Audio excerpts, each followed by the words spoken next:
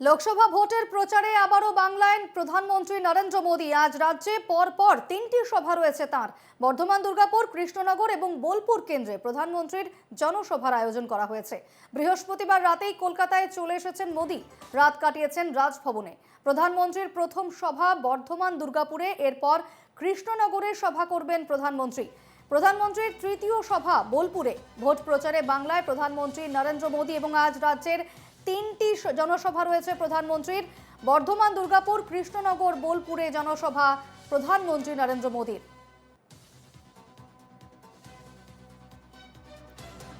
এই মুহূর্তে আমার সঙ্গে রেসকোর্স হেলিপ্যাড থেকে রয়েছেন প্রতিনিধি বিক্রান্ত রায়। বিক্রান্ত, কি ছবি? আজ তিনটি সভা রয়েছে বঙ্গে প্রধানমন্ত্রীর।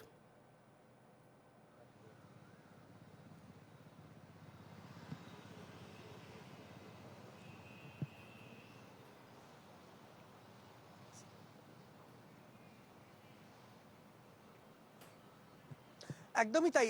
তিনটি সভা রয়েছে বর্ধমান, দুর্গাপুর, কৃষ্ণনগর এবং যেমনটা তুমি বলছিলে, এবং 10টা 10 নাগাদ তিনি কিন্তু রাজভবন থেকে বেরিয়ে এই রেস কোর্সে যে আরসিটিসি হেলিপ্যাড গ্রাউন্ড রয়েছে সেখান থেকে তিনি কিন্তু বর্ধমান, দুর্গাপুরে তার যে প্রথম সভা রয়েছে সাই কমপ্লেক্সের মাঠে, সেখানের জন্য তিনি তার উদ্দেশ্যে রওনা দেবেন।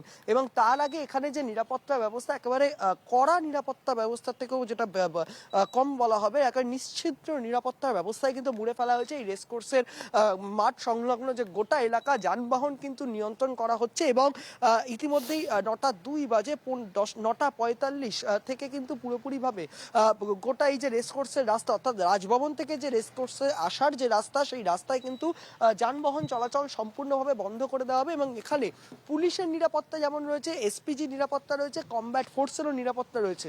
এবং অপরদিকে আমরা ক্যামেরা পার্সন, ভিডিও জার্নালিস্ট জনিকে দেখাতে বলবো যে রেসকোর্সের মাঠে একবার ছবিটা।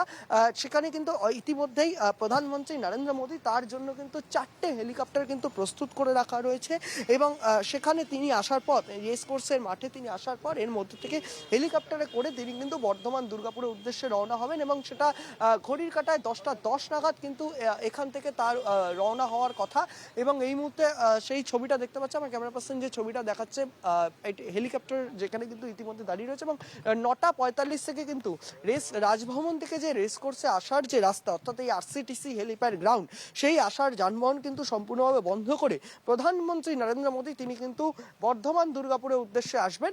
এবং তারপর এখান থেকে তিনি কিন্তু বর্ধমান, দুর্গাপুরে সাই কমপ্লেক্সে তার যে সভাস্থল রয়েছে, সেই সভাস্থলের উদ্দেশ্যে রওনা হবেন। এবং তোমাকে দীপানা আরো একবার ছবিটা দেখাতে বলবো। একাধিক পুলিশ, কমব্যাট ফোর্স থেকে আরম্ভ করে এসপিজির যে নিরাপত্তা রক্ষী, তারা কিন্তু ইতিমধ্যে এখানে প্রস্তুত রয়েছেন। সম্পূর্ণভাবে সমস্ত পরিস্থিতি খতিয়ে দেখা হচ্ছে যাতে নিরাপত্তার বিষয়ে কোনো রকম কোনো ছিদ্র, অর্থাৎ সেই যাতে কোনো রকম গাফিলতি বা নিরাপত্তার কোনো রকম খামতি না থাকে, সেই বিষয়টা তারা বারংবার কিন্তু সেটা তারা কনফার্ম করছেন। এবং প্রধানমন্ত্রীর নিরাপত্তা, অর্থাৎ এসপিজি গার্ড থেকে আরম্ভ করে সমস্ত কিছু তারাও কিন্তু এখানে ভেতরে উপস্থিত রয়েছে। বাইরে যেমন পুলিশ রয়েছে, কমব্যাট ফোর্স রয়েছে, ভেতরেও কিন্তু পুলিশ, এসপিজি থেকে আরম্ভ করে প্রত্যেকটা নিরাপত্তার যে স্তর, সেই স্তরের কিন্তু নিরাপত্তা রক্ষীরা মজুত রয়েছেন। দীপর্ণা, বেশ, ধন্যবাদ। আপাতত বিক্রান্ত, এই খবরে নজর থাকবে।